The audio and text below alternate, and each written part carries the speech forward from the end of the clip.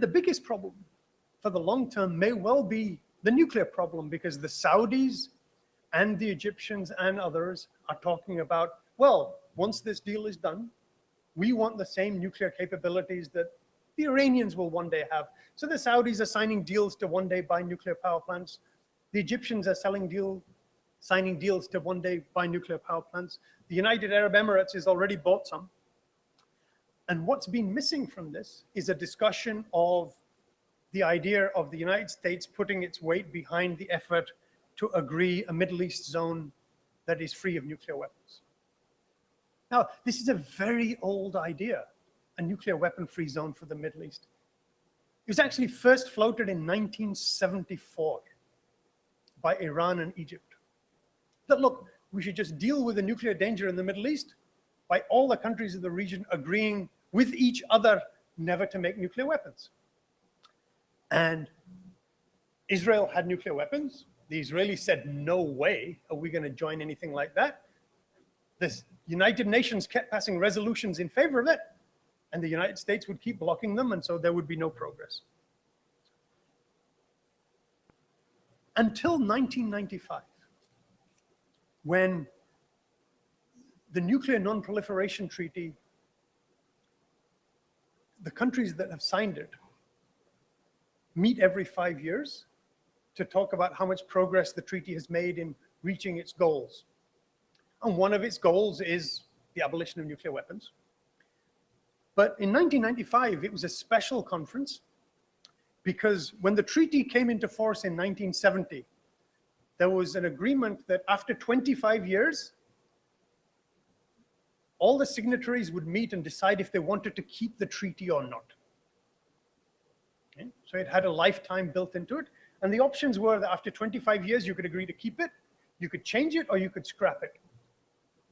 So when 1995 came, 25-year conference happens, and the question is, should we keep it, change it, or scrap it? The United States and all of its allies said, absolutely, we have to keep it, because it's what stops other countries from getting nuclear weapons. And other countries said, yeah, but the part of the treaty that says you have to give up your nuclear weapons, you haven't done it. You've had 25 years to keep your side of this treaty. You haven't done it. Why should we keep this treaty? And eventually the United States and the other nuclear weapon states and their allies decided that, you know, stopping other people from making nuclear weapons was really so important that they used a lot of pressure, not just nice diplomacy, to get countries to agree. But one of the concessions they had to make to get countries to agree to keep the treaty forever was that they agreed that there should be a Middle East nuclear weapon-free zone. Okay? So they said, okay, we agree that there should be a Middle East zone free of nuclear weapons. And then nobody did anything, because the treaty was extended forever. The United States and the other countries with nuclear weapons got what they wanted. They got what they wanted. They walked away, said, thank you very much. And then in 2010, you know, they meet every 5 years. So they kept meeting every 5 years. Nothing happened. And in 2010, they agreed, again, because of a lot of pressure and because of President Obama, that they would have a conference to talk about the idea of a zone in the Middle East free of nuclear weapons. Not negotiate, but a conference to talk about the idea. And that this would happen by 2012. It didn't happen. And people were very unhappy. And the reason it didn't happen is the Israelis said, we're not letting it happen. The Americans said, well, okay, then it's not going to happen. So this year, the Nuclear Non-Proliferation Treaty countries met again in New York. I was there, as I'm sure some other people here were. And they couldn't even agree a final statement. It was that bad.